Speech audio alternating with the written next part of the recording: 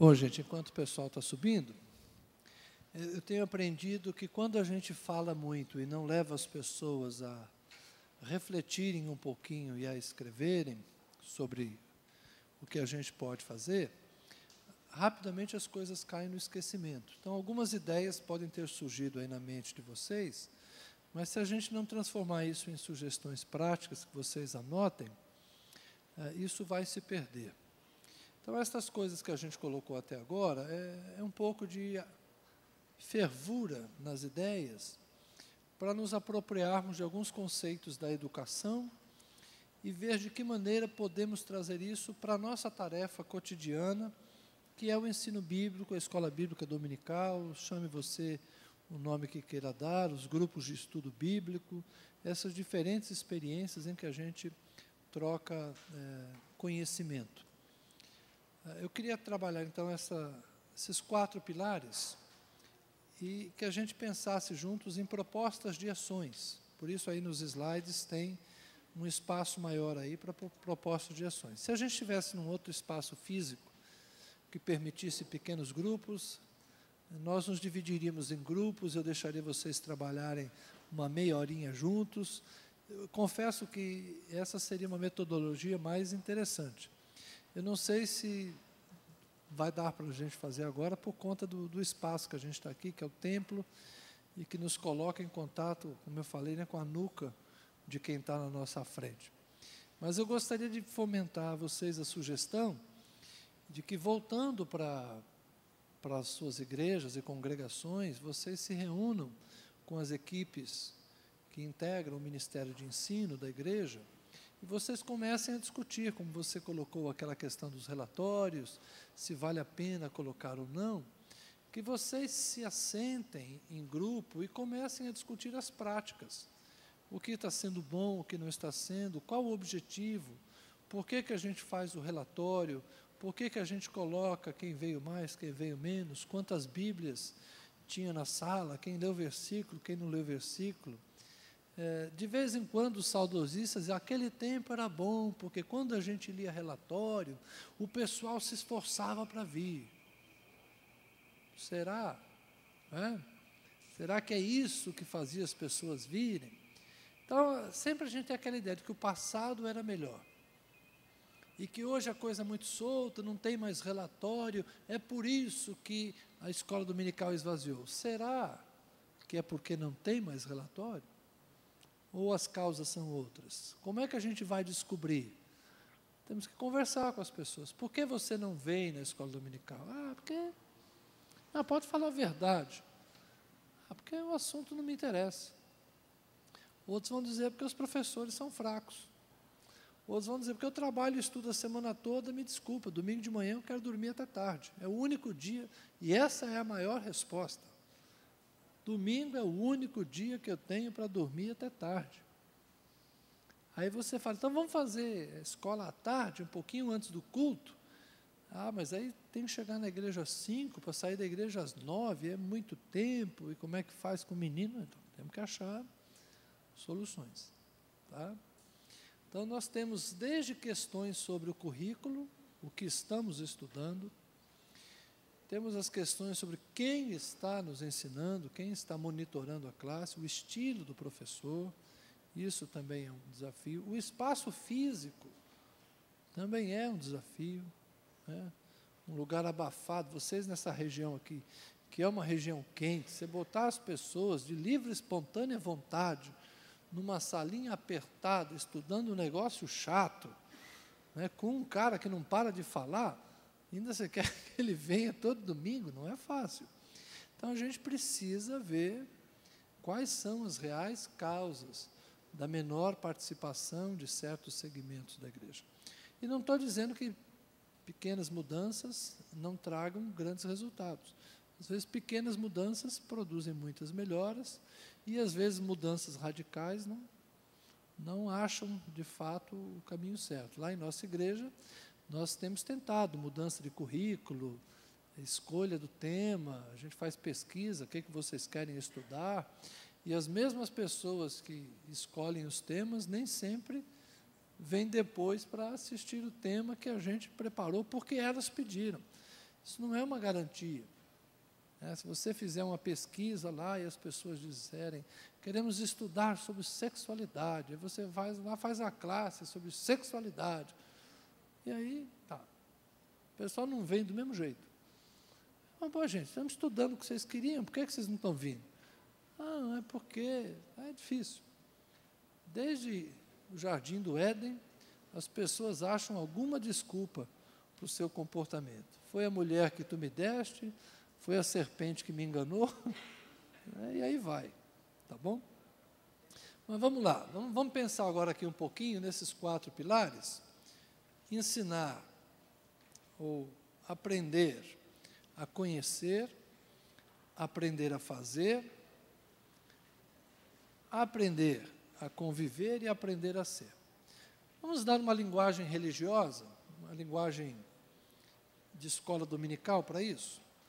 Se a gente pensar em aprender a conhecer, vamos pensar no nosso campo do ensino bíblico religioso. Aprender a conhecer o quê? O que vocês acham que a gente pode conhecer? Vamos lá, vocês é que vão contribuir. Fale alto aí, que é para a gente ir anotando aí. Alguém tem uma caneta para me emprestar, por favor? Eu vim de computer. Obrigado. Aprender a conhecer. Conhecer o quê? Uma boa resposta. Aprender a conhecer Jesus. Legal. Outras, vamos lá. Conhecer? Não, tenta ser um pouquinho mais abstrata nisso. Né? Escola bíblica pressupõe que a gente vem para conhecer a Bíblia, né? A própria Bíblia. A gente está ensinando Bíblia. Mas vamos pensar aqui, fazendo uma ponte. Fazendo uma ponte aqui, olha, o que é aprender a conhecer? É dar ferramentas para que a pessoa se desenvolva.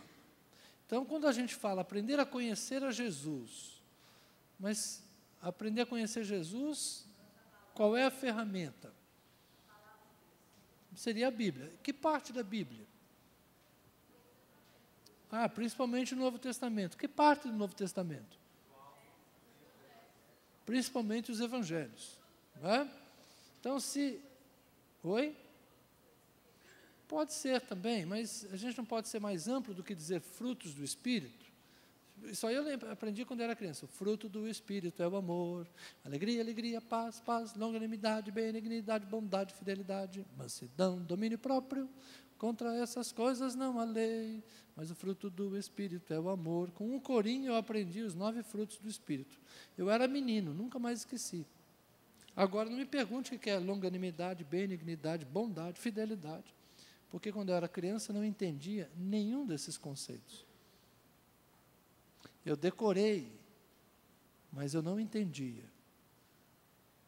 A própria ideia de fruto do Espírito é uma ideia bastante abstrata, que não é um conhecimento tão simples de desenvolver. Eu queria que vocês captassem isso. Olha, o que é aprender a conhecer, segundo os 4 pilares aqui? É você dar à pessoa as ferramentas para que ela desenvolva o conhecimento e continue nessa caminhada. Lembra do exemplo da alfabetização?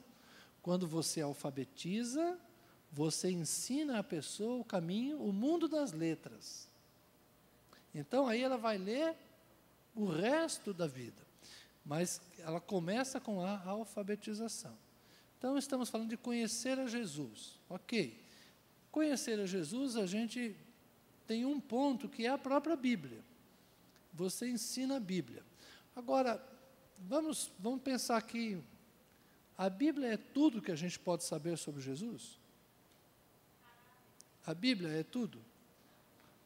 Onde é que você conhece Jesus, na verdade?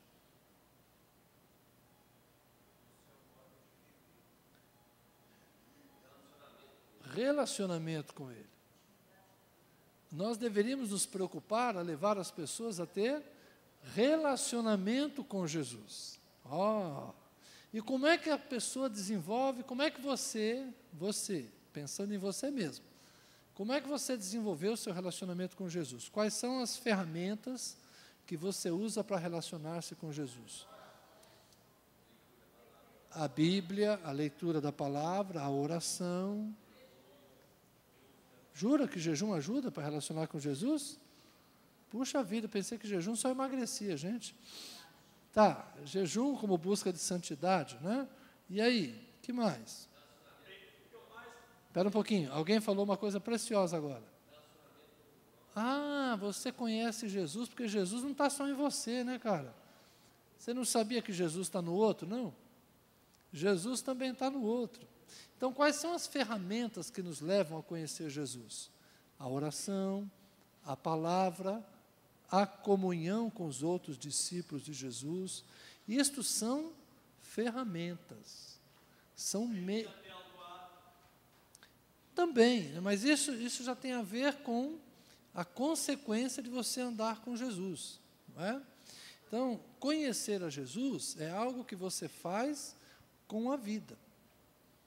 Você vive com pessoas que também estão indo na mesma direção. Você não está sozinho nesse caminho de tentar conhecer a Jesus. Tem mais pessoas com você. E pensando agora na sua escola bíblica dominical, quanto do nosso conteúdo está focado em desenvolver uma vida de oração? Quanto do nosso conteúdo está focado em desenvolver uma vida de diálogo com a Bíblia? Ou a gente só está lendo a Bíblia para decorar as coisas? A gente precisa aprender a dialogar com a Bíblia. E, principalmente, quanto do nosso conteúdo está promovendo relacionamento com o corpo de Cristo? Então, esse aprender a conhecer tem a ver com essa capacidade de desenvolver ou entregar para a pessoa as ferramentas. É a diferença de você orar pelas pessoas e ensinar as pessoas a orar. De você ensinar a Bíblia para as pessoas e de você ensinar as pessoas a estudarem a Bíblia. Você sabe o que é o mais fácil na igreja? É ensinar como se estuda a Bíblia. Algum de vocês já foi ensinado como usar aquelas notinhas de rodapé da Bíblia? Alguém já te explicou aqueles numerozinhos que ficam lá embaixo? A, B, C. Alguém já te ensinou isso? Pois a gente devia ensinar todo mundo, para que quando ele vê um Azinho no meio do texto, ele visse lá embaixo, que está apontando para um outro texto que é correlato, que está dizendo que essa citação aqui de Mateus, lá embaixo está dizendo, ele está citando Isaías capítulo tal. Tem gente que está na igreja há trocentos anos, e nunca as pessoas ensinaram para ele como é que ele usa aquela ferramenta que está na mão dele. Aí a gente manda a pessoa comprar uma Bíblia de estudo e nunca explica para a pessoa como é que se usa uma Bíblia de estudo. E não diz para ele a diferença de uma Bíblia de estudo pentecostal para uma Bíblia de Genebra, nem para uma linguagem de hoje. Quantos crentes não entendem por que as Bíblias são diferentes? Porque as pessoas não explicam o que é uma versão da Bíblia.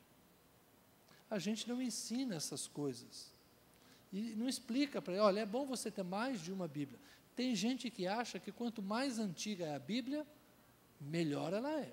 A Bíblia da minha avó, estou atrás de uma Bíblia da minha avó, porque eu quero ler a Bíblia, mas na Bíblia da minha avó, porque as Bíblias antigas é que eram boas. Aí ele vai pegar um português, que a gente já não fala, numa tradução pior, de um texto grego pior. Alguém tem que explicar para ele que a Bíblia mais moderna, na verdade, é melhor que a Bíblia antiga. Porque a gente tem mania de achar que o velho é que é bom. Mas no caso de versão bíblica, a nova é melhor, por questões técnicas e por questões da linguagem atual. Mas a gente tem que explicar isso para as pessoas. Que Bíblia comprar? Que Bíblia ele precisa ter? Então, se a gente quer dar às pessoas a ferramenta para ele crescer, por que a gente não deixa um novo convertido ler a Bíblia na linguagem de hoje? Facilitaria demais a vida do novo convertido. Mas a gente não ensina isso, a gente manda ele comprar uma revista e atualizada, porque é aquela da nossa liturgia. E o cara não entende. Ele vai demorar 10 anos para entender o texto que Jesus fala em vermelho. Agora, dá uma linguagem de hoje para você ver. Rapidinho ele entende. Mas nós não queremos isso. A nossa tradição manda a gente ler Bíblia, onde Deus fala na segunda do plural. Vós. Porque as traduções antigas usam o português majestático. Vós. Vocês já repararam que profeta também é assim? Profeta não profetiza, não. Na terceira, você, meu filho, e tu, meu filho. Eis que tenho visto. Deus fala só na segunda do singular, quando é com um. E quando é no plural, na segunda do plural. Vós, meu povo, eis que vos tenho ouvido. Ninguém conversa com essa linguagem mais. Só Deus fala desse jeito. Por que os profetas fazem isso? Fazem isso porque na nossa cabeça, o texto bíblico típico dos pentecostais é a revista e corrigida. Então, na revista e corrigida, Deus só fala no português majestático. Então, quando vem uma profecia, se é Deus falando, tem que ser do jeito que Deus fala na Bíblia. E aí, o profeta pentecostal reproduz a linguagem do Êxodo. E não estou dizendo que não é profecia, mas por que o vaso fala desse jeito? Porque ele foi condicionado pela leitura bíblica que ele faz. Ele lê corrigida, Deus fala a vós, quando eu falo em nome de Deus, eu falo vós. A profecia está condicionada ao profeta.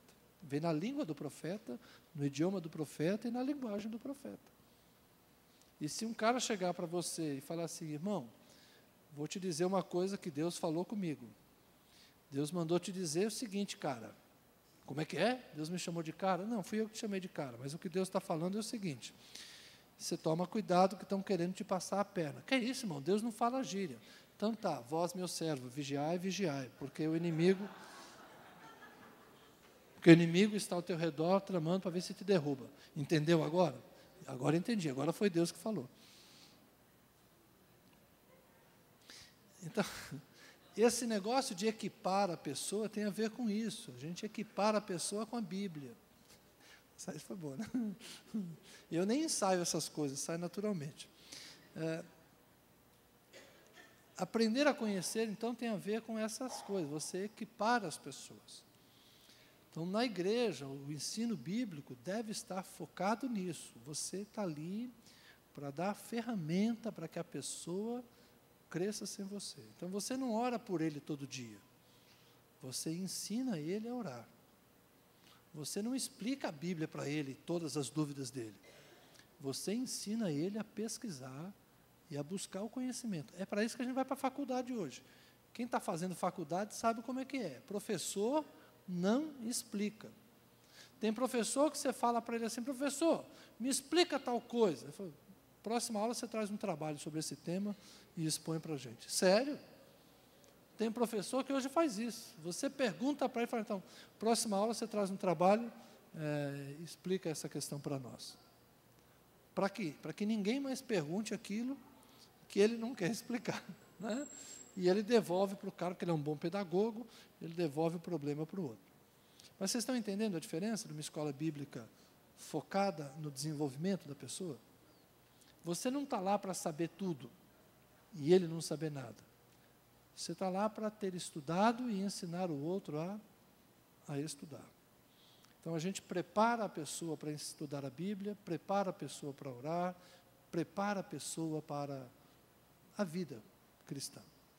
Tudo bem? O que mais que a gente pode trabalhar aí? Vamos lá. Aprender a conhecer, então, tem a ver com conhecer a Jesus, conhecer a Bíblia. Legal. E relacionamento. Será que a gente tem alguma coisa aí que a gente possa colocar? Tem alguma ferramenta que a gente possa usar para trabalhar essa área do relacionamento no corpo de Cristo? Será que tem alguma coisa que a gente pode colocar aqui? O que vocês acham? Existe uma ferramenta que favorece relacionamento? Ou a pessoa identificar o outro? Oi? Tá, mas... A questão da linguagem é uma ferramenta, tem uma linguagem atual. Eu estou pensando em algo que de fato funciona. Ensinar a dialogar, talvez, não é? Essa ideia do conhecimento, mas num ponto dialógico, não é? Se a gente ensinar as pessoas a dialogarem, eu acho que isso é ensinar a conhecer. Você ensinar a pessoa a discordar. Discordar com classe, discordar com categoria. Ensinar as pessoas a perguntar. Sabe ensinar a pessoa a fazer a pergunta certa? A pessoa às vezes faz uma pergunta, você fala, ainda não é a pergunta certa. Caminha um pouquinho mais. Isso que você está querendo saber ainda não é o cerne da questão. Lembra aquele processo típico do Sócrates, que é a maiêutica? Você induzir o questionamento com mais questões, você ir perguntando, perguntando, até que a pessoa comece a construir seus pensamentos. Então, eu diria que ensinar, a aprender a conhecer, equipar a pessoa para conhecer, tem a ver com isso, ensiná-lo a dialogar. Mas como é que as pessoas vão aprender a dialogar? Na igreja. Se na igreja só um fala. Se só o professor fala. Da liberdade. Então, no ambiente de ensino, a gente deveria estimular a participação. Estimular o diálogo, estimular a pergunta.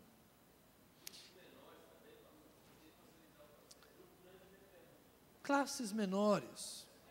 Classes menores permitem que as pessoas fiquem mais à vontade. Quando você tem uma classe com 50 alunos, homogêneos, já é um grupo grande, mas é um grupo, se for homogêneo, tudo bem, ou relativamente homogêneo. A gente é homogêneo nunca tem, porque cada indivíduo é único. Mas se você divide, por exemplo, em 50 homens, ou 25 casais, e que tem mais ou menos uma faixa etária, uma realidade próxima, um grupo que já tem certa afinidade, o ambiente é um. Mas se você coloca 50 homens, só que alguns são novos convertidos, outros são crentes antigos, quem é que monopoliza? No nosso Fórum de Educação Cristã, há 10 dias atrás, nós terminamos assim uma palestra e abrimos para a pergunta. 4 pastores eram auditório, eu era um deles. Né? Nós começamos a conversar entre nós, 4. Até que, aliás, nós 5, né? O preletor e os outros 4. Até que lá do fundo, o coordenador do fórum, isso é tudo que eu não quero. Os pastores monopolizando a palavra. Vocês já fazem isso o tempo todo. Deixa os outros falarem. Pior que ele é meu subordinado, né? Por isso que eu sou bem-humorado desse jeito. Então, assim, né? Só que eu falei, o chefe do fórum é ele, aqui quem manda é ele tem razão. Nós, pastores, vamos ficar calados. Porque pastor é homem da palavra. Então, você vai num ambiente onde tem 2 pastores, os membros ficam mais calados. Você sabia que nem sempre é bom o pastor ser professor da classe? Porque o aluno não questiona a palavra do pastor. Ele é treinado, o pastor falou, o pastor estudou, o pastor é que sabe. Agora, se você põe um não pastor, eu não vou dizer leigo, porque hoje leigo, infelizmente, é associado a uma pessoa despreparada, não é? A gente não achou ainda um termo para isso. Mas você coloca alguém que não seja pastor, de igual para igual, fica melhor. A não ser que o pastor já tenha conseguido quebrar o estigma do homem ungido, né? do vice-deus. Quando o pastor consegue quebrar esse estigma, ele cria um ambiente de aceitação mútua, pode ser que o auditório questione. Mas é difícil. Não é difícil para vocês questionar quando o pastor fala alguma coisa? É difícil para vocês. E é difícil para quase todo mundo.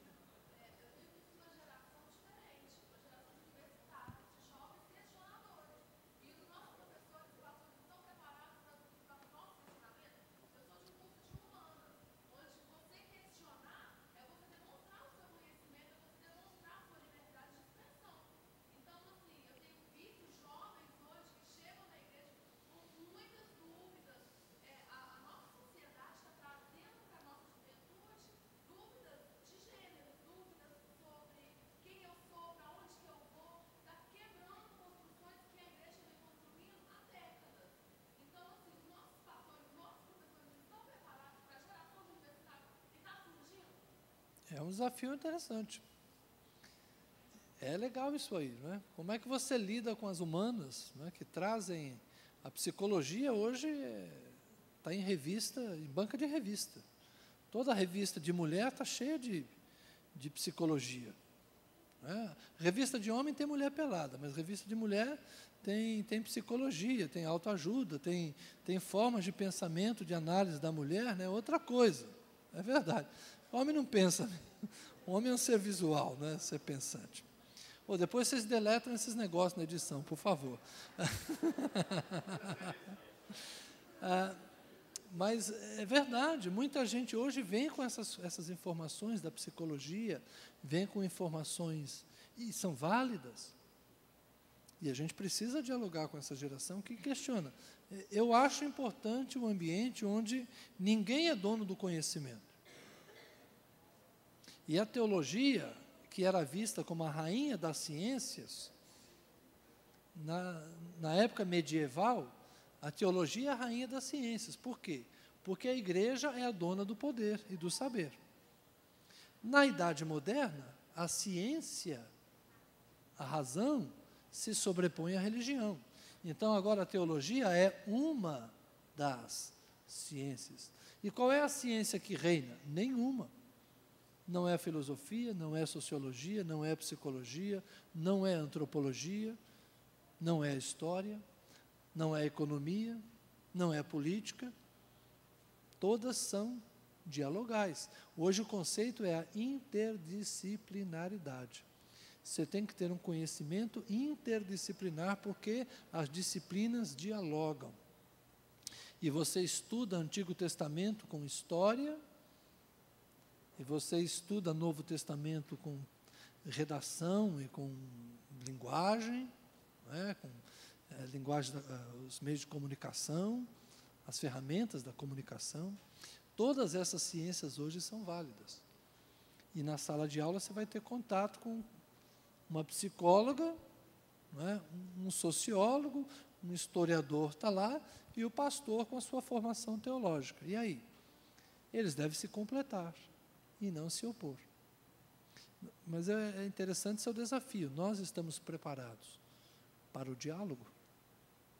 Temos que estar. Porque nós estamos a fim de crescer em conhecimento. Então, ajudar a conhecer é equipar para que as pessoas, de fato, cresçam. Tá bom? E nós não devemos ter medo. Nós não devemos ter medo de dialogar com as outras esferas de conhecimento. Porque conhecimento é mais ou menos como camadas de bolo. Lembra aqueles antigos bolos de casamento, que eram diversas camadas com algum recheio no meio? É assim que funciona. A gente vai construindo e a gente vai ficando cada vez mais firme à medida que acrescenta novos elementos.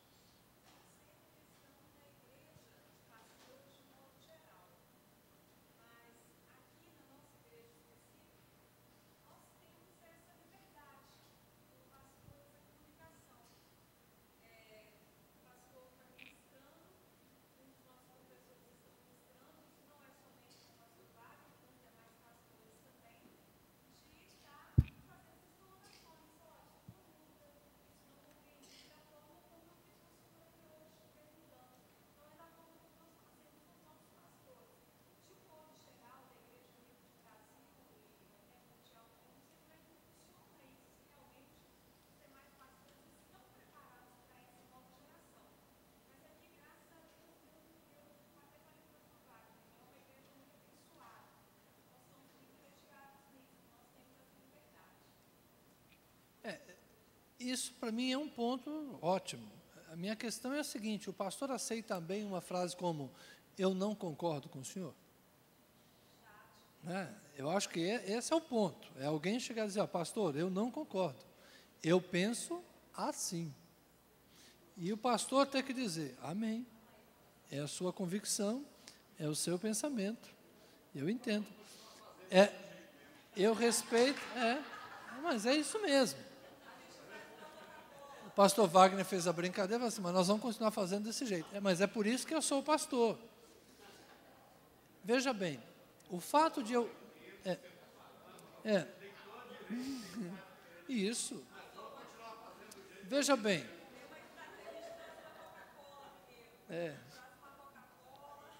Veja bem, o pensamento batista da liberdade de consciência, o nosso estilo batista de liberdade de consciência vem da nossa origem histórica. Os batistas não são frutos da reforma alemã ou da reforma suíça, de Lutero e Calvino. Os batistas são fruto de um movimento que nasce dos ingleses, perseguidos pela coroa britânica, porque a reforma na Inglaterra não foi uma reforma religiosa. O Henrique VIII queria se divorciar, mais uma vez, o Papa não permitiu, então ele rompeu com o papado e ele criou a Igreja da Inglaterra. Então, a Igreja anglicana, ela não é uma mudança religiosa, ela é uma mudança política. O chefe da igreja deixou de ser o Papa, na Inglaterra, e passou a ser o rei. Quando o rei acumulou os dois poderes, o poder temporal e o poder religioso, ou seja, mais poder para quem já tinha muito, a coisa começou a ficar difícil, porque quem discordava politicamente do rei, ele já mandava prender. Só que aí ele começou a mandar prender quem discordava religiosamente do rei. E qualquer manifestação religiosa contrária era visto também como uma manifestação política contrária. Então, um grupo de ingleses fugiu da Inglaterra e foi para a Holanda. É por isso que é em Roterdã ou Amsterdã que tem a primeira igreja batista fundada no mundo. São ingleses fugindo do domínio da coroa sobre a religião. Depois eles vão para Nova Inglaterra, para a América do Norte, onde lá eles constroem um novo país com a clara separação de igreja e Estado e liberdade de consciência. Então, nós batistas estamos acostumados com liberdade de pensamento, com liberdade de consciência. Só que o conceito de livre pensamento, às vezes, na igreja, esbarra no dogma, na doutrina e na tradição, e nós dizemos, olha, você é livre para pensar, desde que você pense como nós pensamos. Né? E se você não pensa como nós pensamos, você trata de fundar a sua igreja. Então, mas uma verdade, né, uma verdade entre nós batistas é o seguinte, que foi a que o Wagner colocou agora há pouco, e essa é uma verdade. Eu morro defendendo a sua liberdade de discordar de mim, para que eu continue tendo a minha liberdade de discordar de você. Então, há certos pontos em que a gente pode discordar, mas há outros pontos que não. Por exemplo, se alguém chegar assim, olha, eu não acredito na ressurreição. Para mim, Jesus não ressuscitou, isso é mito. Entraram lá, roubaram o corpo de Jesus, e até hoje a gente está enganado com essa história. Aí não dá, né, irmão? Aí não tem como negociar. Eu não creio que Jesus salva. Isso aí, para mim, é um mito religioso, salvação, inferno não existe. Aí não dá para negociar.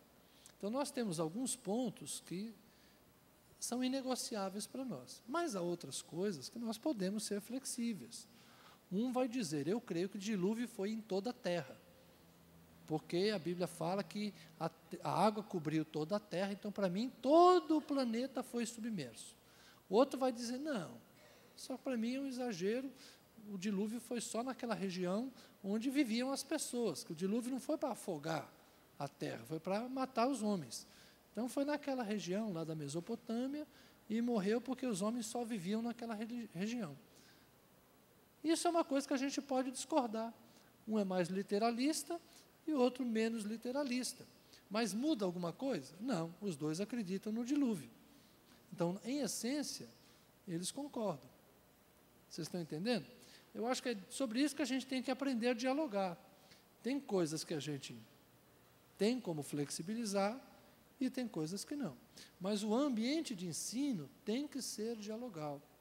Então, nós temos que equipar as pessoas para o diálogo e não condicionar as pessoas pelo monólogo. Então, no aprender a conhecer aqui, eu acho importante a gente ensinar a Bíblia, ensinar a orar, ensinar a conviver, né? O conviver vai aparecer depois. Ensinar a dialogar, porque é com essas ferramentas que a gente, de fato, conhece a Jesus. O aprender a fazer. Vamos pensar em algumas coisas práticas aqui que a gente, na escola bíblica dominical, poderia começar como ação.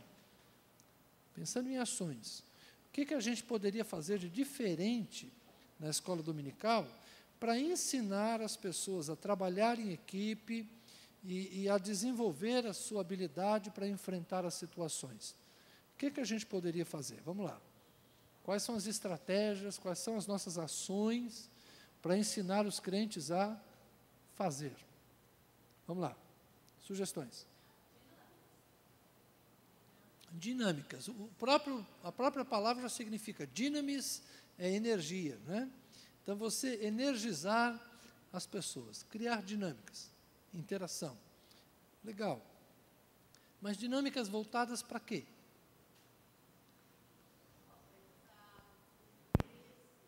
Para despertar interesse, aprendizado.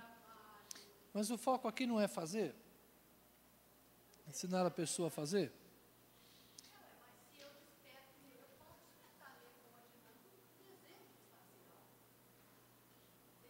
Sim, sim, entendo. De cooperar. Na dinâmica, você induz a pessoa à participação, não é? Então, é aquela participação induzida, que você estimula a participação.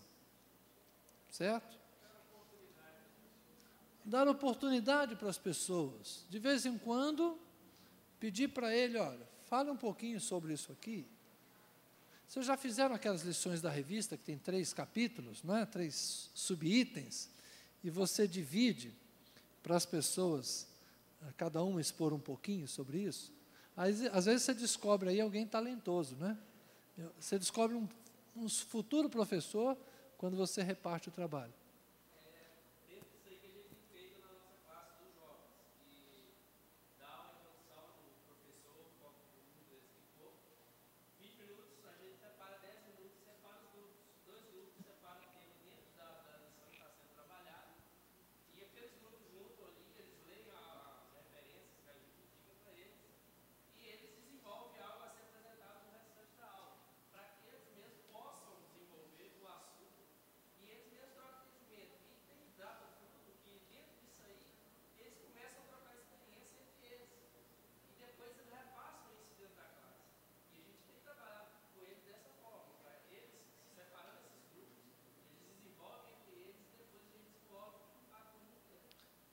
Você coloca ele como protagonista, não é? Ele não é apenas alguém que está ouvindo, na pedagogia se usa essa expressão, o protagonismo. Você dá ao aluno o protagonismo do ensino-aprendizado.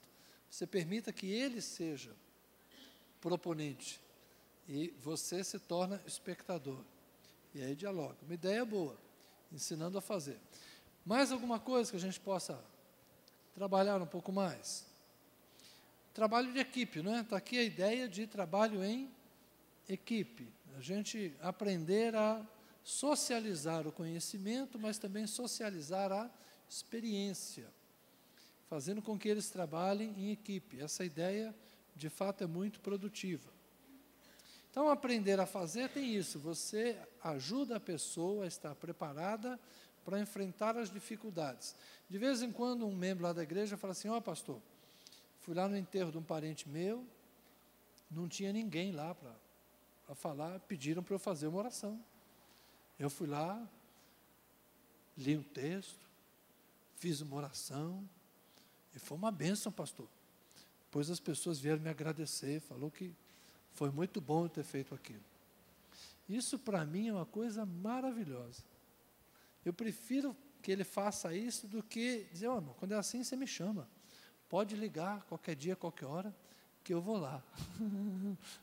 A tendência da gente, às vezes, é dizer, mas eu estou à disposição, viu? Quando acontecer isso, me avisa que eu estou lá. Mas, como eu fico feliz quando eu vejo alguém que teve a coragem, né? Porque é coragem mesmo, né? Você pegar, os caras saber que você é crente, dá para você dar uma palavra aí, Aí você vai lá e fala. Vocês já viram que em aniversário de criança, não sei se acontece com você, ou mesmo que acontece comigo, né? A gente vai no aniversário de criança, quem tem que orar? É o pobre do pastor. Tem hora que eu falo, pô, gente, dá um tempo, sempre eu tenho que orar, ninguém mais sabe orar aqui não, né?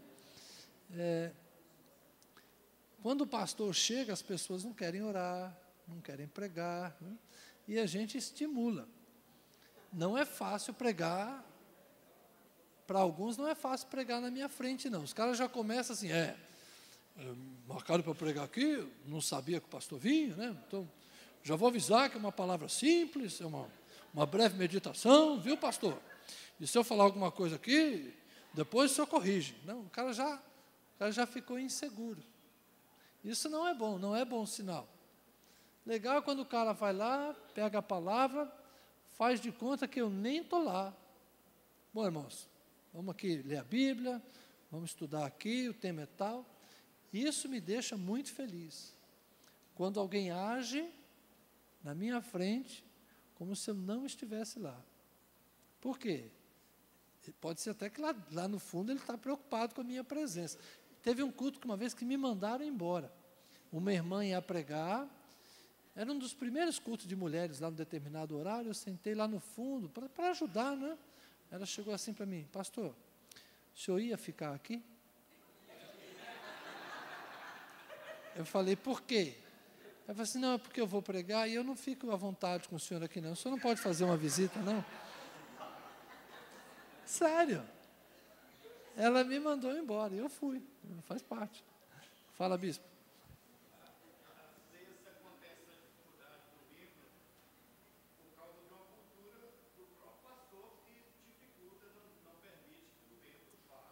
É. Isso.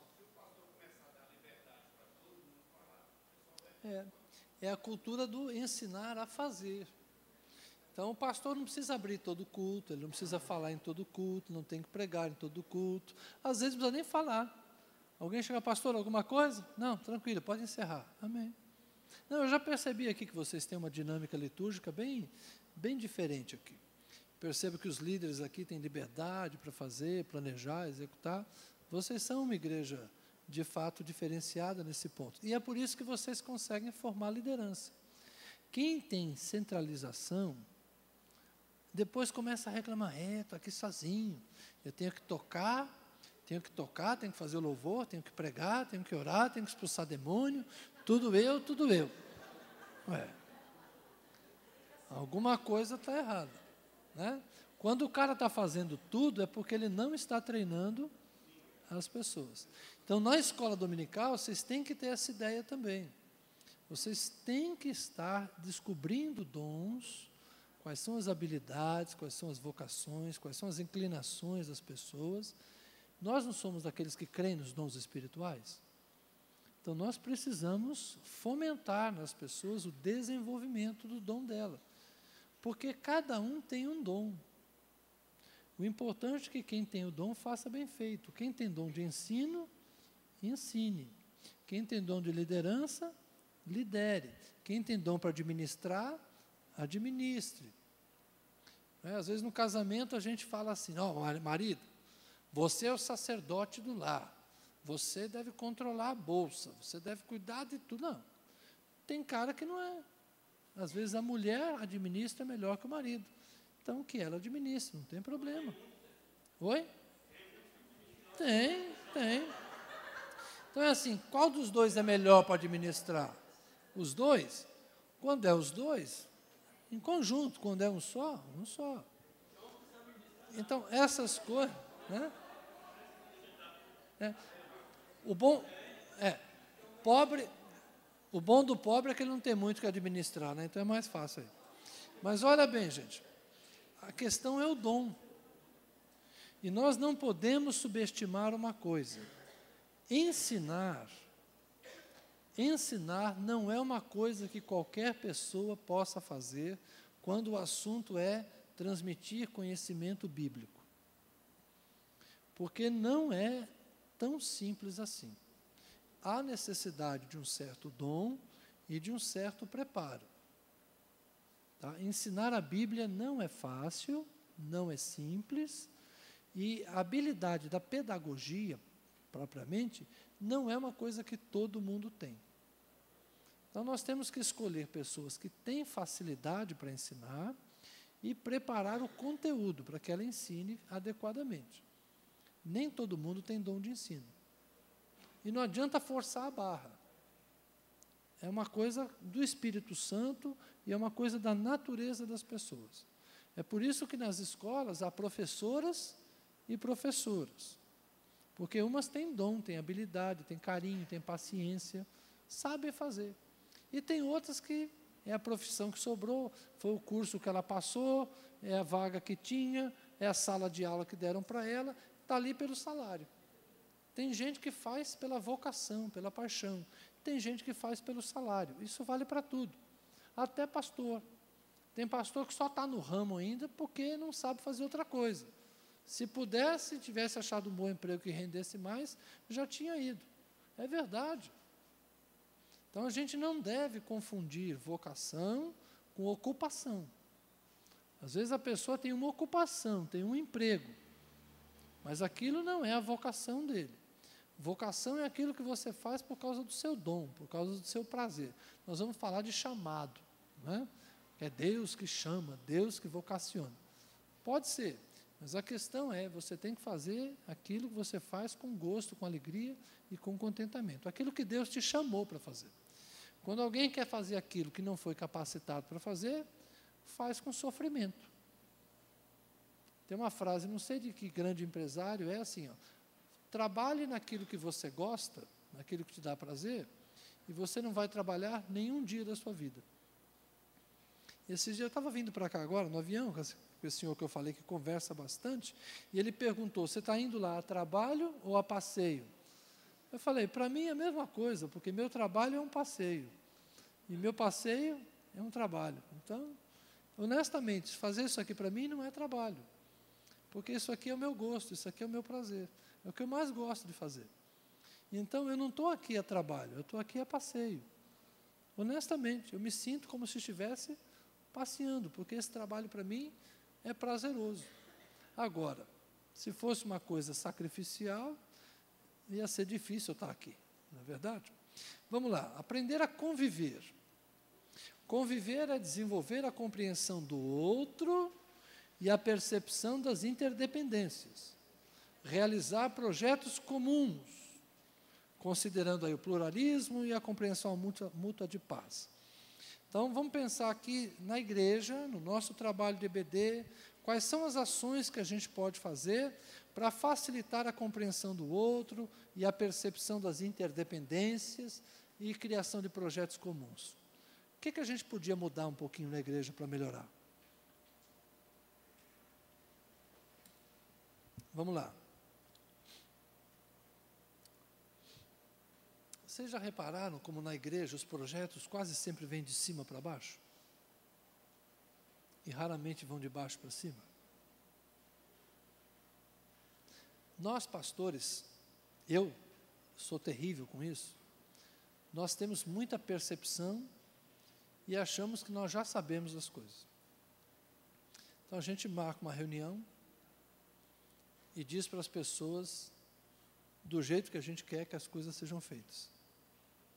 É muito fácil para a gente fazer isso. Nós temos o dom da palavra, nós temos a autoridade pastoral, nós temos o cajado, temos o microfone, temos o óleo, temos um monte de símbolos de poder.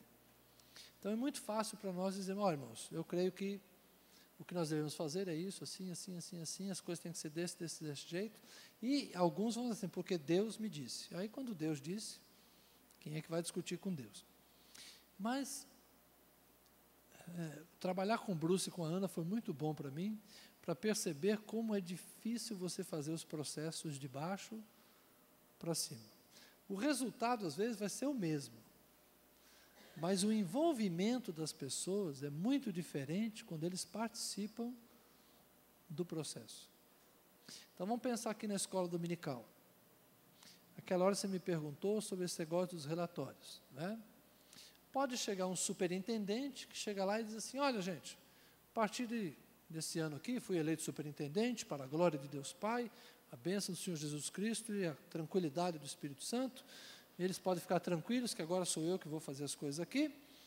Então é o seguinte, a partir desse ano não tem mais relatório. Pode ser um jeito de fazer as coisas. Todo mundo vai dizer, ufa, legal, agora não vamos ter que ficar mais ouvindo o relatório, a escola dominical acaba mais cedo. Mas ele pode fazer diferente. Reúne a equipe de professores, reúne as pessoas que querem participar e coloca lá todas as ações e diz, então, gente, vamos lá. Vamos avaliar o que temos feito e o que dá resultado e o que não dá. Vamos começar aqui. Vamos começar com o meu cargo? O superintendente.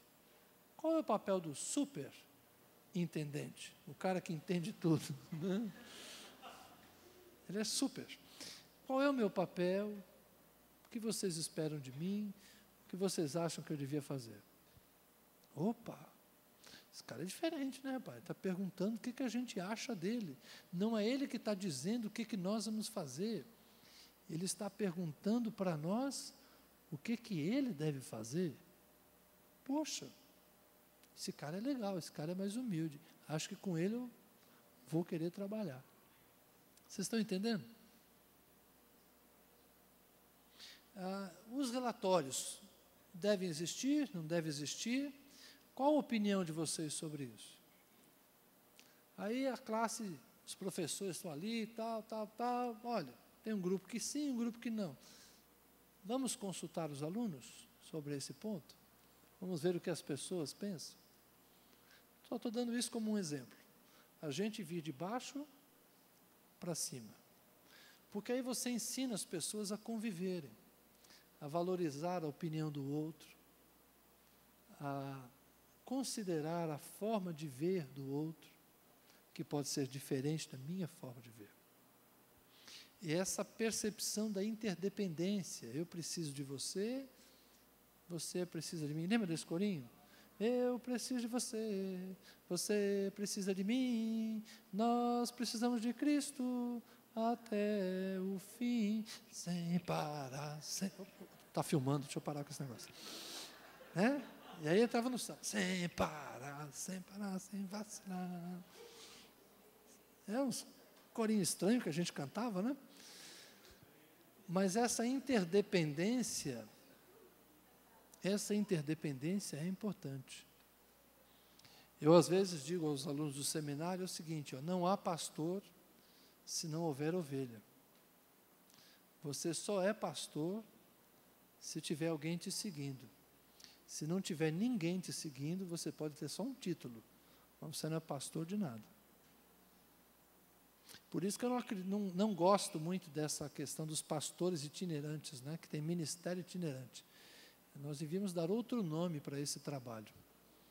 Porque pastor é aquele que fica para cuidar das ovelhas e para dar com cajado no lobo. Né? Não é para dar com cajado na ovelha. O cajado é para bater no lobo. Não é para bater nas ovelhas. Né?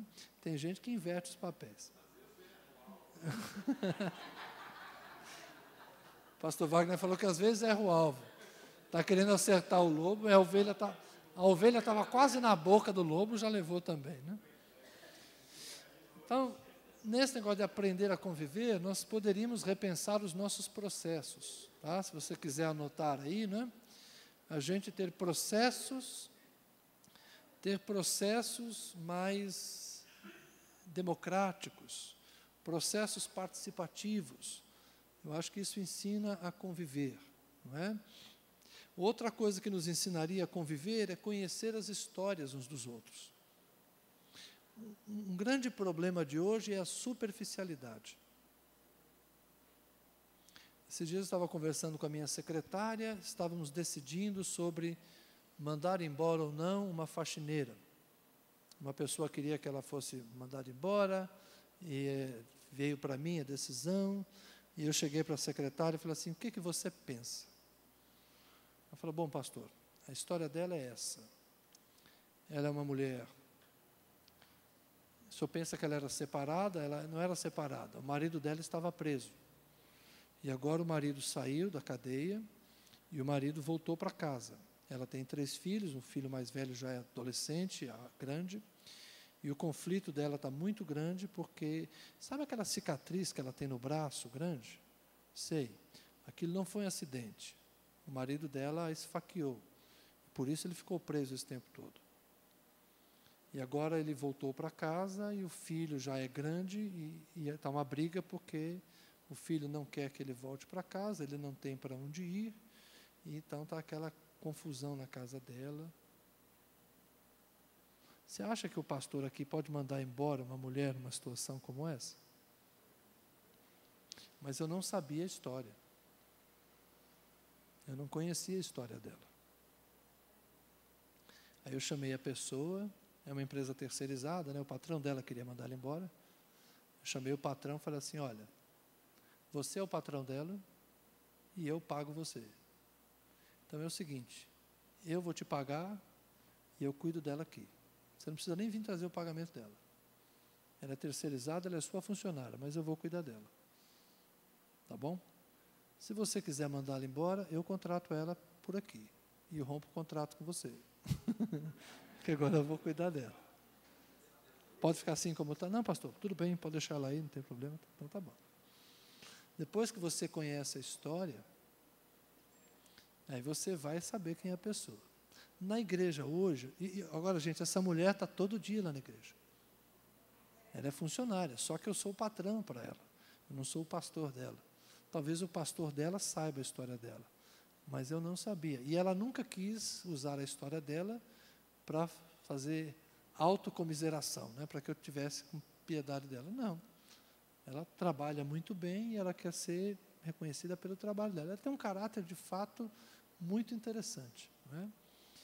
E eu aprendi, com tantas situações da vida, que a convivência tem que ir além do irmão, irmã e dos abracinhos que a gente dá na igreja. Eu uso muito aquele texto de Atos, em que Paulo, convertido, chega em Jerusalém e os irmãos têm medo dele. Até que Barnabé contou a história de como ele encontrou o Senhor no caminho de Damasco. Quando eles ouviram a história, aí eles receberam Paulo na igreja. Então a gente precisa ouvir as histórias. Conviver é isso. E é por isso que eu acho que as classes muito grandes não nos favorecem. Porque nós não nos conhecemos. Alguém fez menção dos grupos pequenos. O benefício do grupo pequeno é isso, é o conhecimento. O risco do grupo pequeno é a fofoca. Passam a conhecer demais, né? Porque uma coisa é você cuidar do irmão, outra coisa é você cuidar da vida do irmão. Outra coisa é você saber o que ele passa, outra coisa é você se meter na vida dele. As linhas são muito finas, às vezes a gente ultrapassa os limites. Então a gente precisa aprender a conviver, a respeitar o outro, entender o outro, a liberdade do outro, a cosmovisão do outro, o jeito do outro ser, mas a gente precisa ter grupos menores de relacionamento. Então as classes muito grandes, elas não permitem, de fato, uma convivência profunda. As pessoas se conhecem pela cor do cabelo, pela falta de cabelo. Quem é, aquele careca que senta do lado de lá? Quem é? A mulher daquele irmão que... Então, entendeu? A gente se conhece muito pouco na igreja. Agora, é claro, num ambiente grande, uma igreja de 1000 membros, não tem como você conhecer profundamente muita gente. Mas você tem que conhecer alguém e alguém tem que te conhecer. Você precisa conviver numa parte do corpo de Cristo que alimente a sua fé, que oriente a sua vida. Alguém com quem você compartilhe, que você faça ele crescer e que ele também gere crescimento em você. Então a gente precisa passar dos limites da superficialidade, do irmão e irmã, de saber apenas o nome e, de fato, caminharmos um pouquinho mais para a gente desenvolver projetos comuns. O Brasil é muito pobre em cooperativa. Nós não temos a cultura do cooperativismo, mas é uma coisa que a gente deveria fazer mais. Ter projetos cooperativos, fazer coisas juntos. Já pensou se nós tivéssemos um grupo de irmãos que fosse fazer compra no atacadista? a preço menor e repartisse a despesa entre eles? Como a coisa ficaria mais fácil? Se a gente comprasse caixa de sabonete, caixa de óleo, caixa de sabão em pó e rateasse o preço numa forma mais barata, a gente aprenderia a fazer muita coisa juntos. Mas a gente perde tempo e perde dinheiro porque a gente não faz isso. Teve uma vez lá na igreja que um irmão veio me pedir 2.000 emprestado, porque ele tinha uma van escolar, e ele tinha que pagar toda a documentação do carro para ele poder andar, e o documento dele estava atrasado, e ele tinha que fazer a manutenção. Ele falou, pastor, ou eu faço a manutenção, ou eu ponho a documentação em dia. Eu não consigo fazer as duas coisas, preciso de 2.000.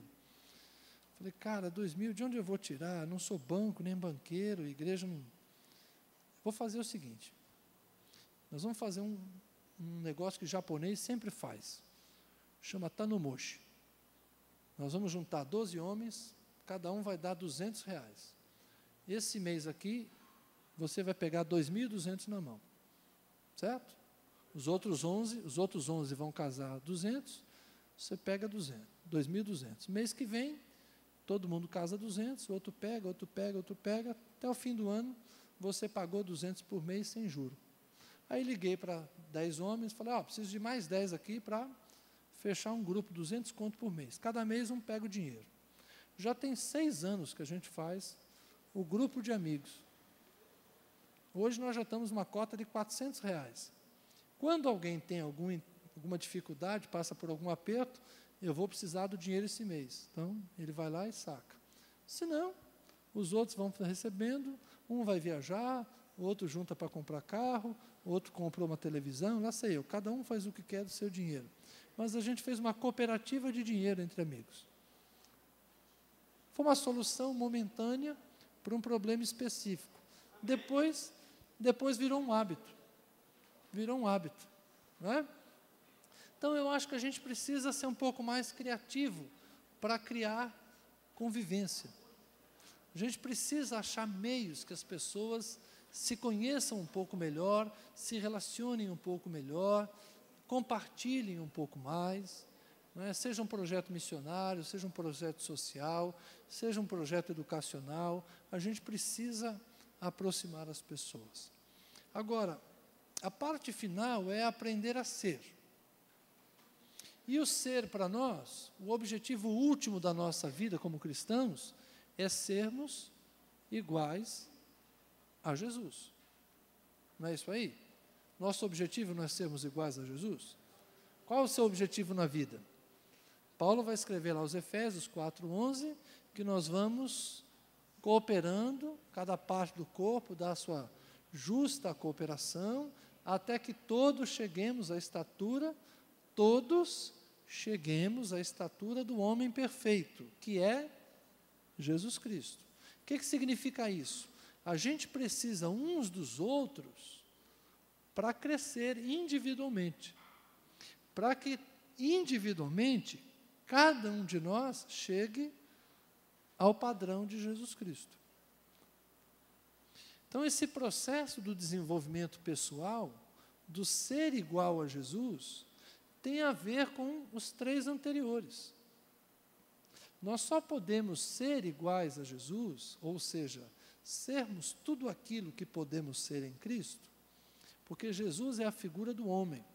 Nós estamos muito acostumados a pensar em Jesus como a revelação de Deus. A teologia sistemática insiste muito nisso. Jesus é a perfeita revelação do Pai. Você quer conhecer o Pai? Você deve olhar para o Filho. Você só conhece o Pai pelo Filho. Você quer conhecer o homem? Qual é o potencial do homem? Irmãos, a Bíblia está cheia de grandes homens. Vejam Moisés, vejam Davi, um homem segundo o coração de Deus, fraquinho para mulheres. Vejam né, o apóstolo Paulo, aleluia, que homem! A Bíblia não manda a gente olhar para nenhum deles. Moisés é assassino, Paulo foi um cara também do contra, mandou apedrejar Estevão.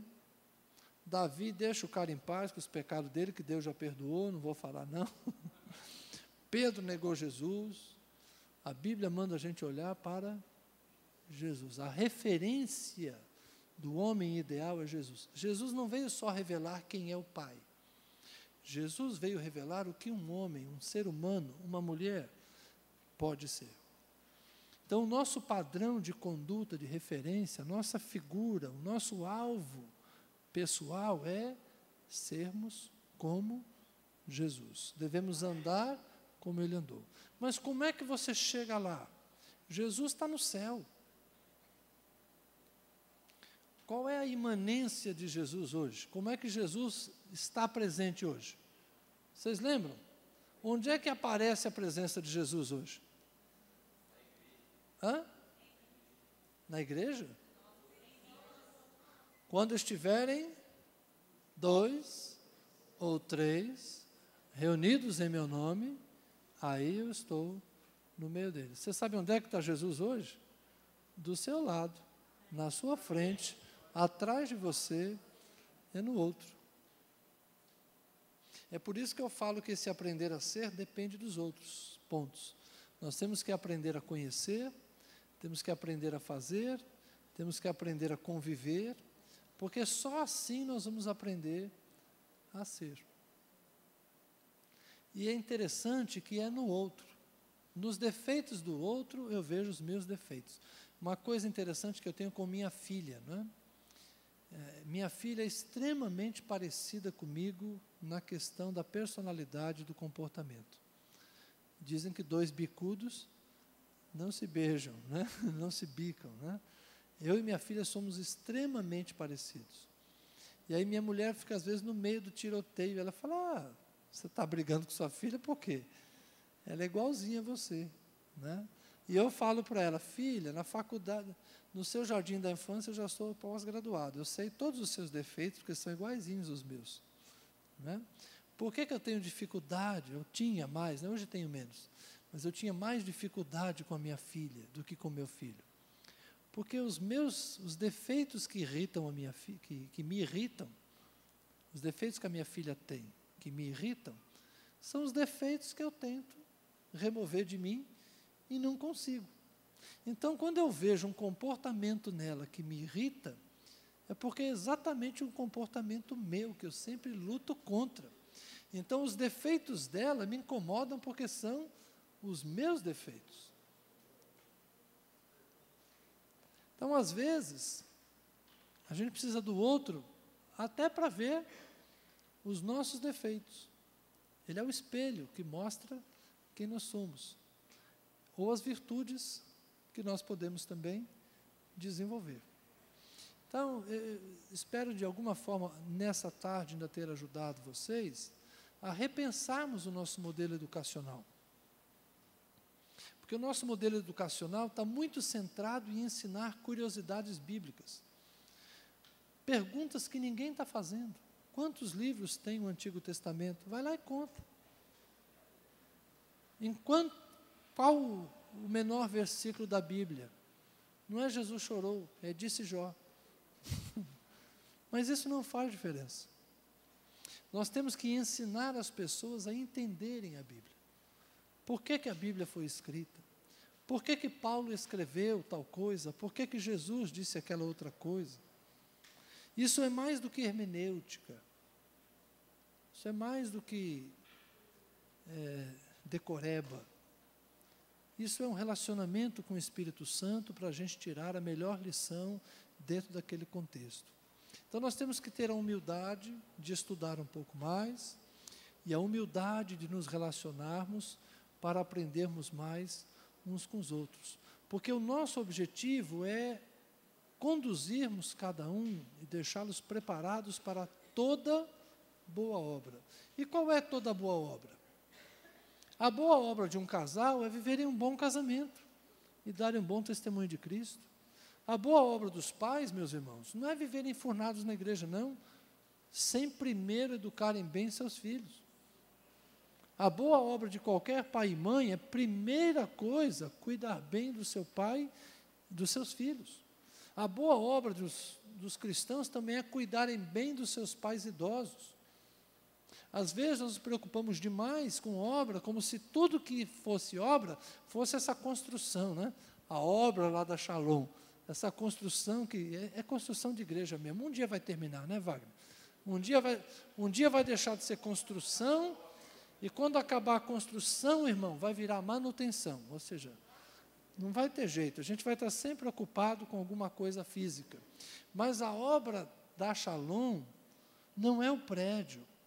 A obra da Shalom é a formação das pessoas. Porque o prédio, quando as pessoas vão embora, é uma massa inerte. A igreja não é isso aqui. A igreja são vocês. A gente está formando uma igreja. E a obra de Deus não é o que a gente faz dentro da igreja. A obra de Deus é a vida. É ser um bom marido, ser uma boa mulher, ser um bom profissional, ser um bom aluno, ser um bom cidadão. Tudo que você faz na vida é obra de Deus. Porque não há para nós sagrado e profano. Tudo que a gente faz é sagrado. Tudo que nos diz respeito está associado a Deus. Tudo que fizeres, seja em palavra, seja em obra, seja feito em nome e para a glória de Deus. Então, irmãos, nós temos que entender que preparar as pessoas para toda boa obra é preparar para viver, preparar para a vida. E amanhã eu vou entrar no texto, tá bom? Amanhã eu vou trabalhar a exposição de Efésios, não só os versos 16 e 17, mas a gente vai começar um pouquinho antes, talvez no verso 9, para mostrar que não é só ensinar a Escritura. Paulo ali não está falando só da Escritura, toda a Escritura é útil, mas antes disso, tem muitas outras coisas que dizem respeito à formação e ao ensino, tá bom? Como vocês estão inquietos, mexendo nas pastas, vamos encerrar por aqui. Moniquinha.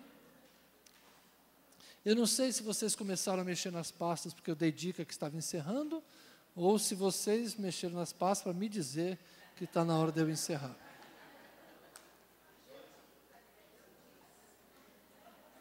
Vocês já percebem, né? Quando começa aquele, então, irmãos, eu não sou aqueles que falam concluindo, e concluindo, e concluindo, e não conclui. Vem cá.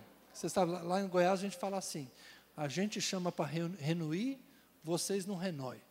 Então eu vou encerrar a sessão. Amém, glória a Deus. Irmãos, eu avisei que aqueles que estivessem, que não voltarem amanhã, né, pegassem o certificado ali no final comigo. Então, não vou embora não para poder pegar, tá bom? Então vamos colocar de pé, vamos agradecer a Deus.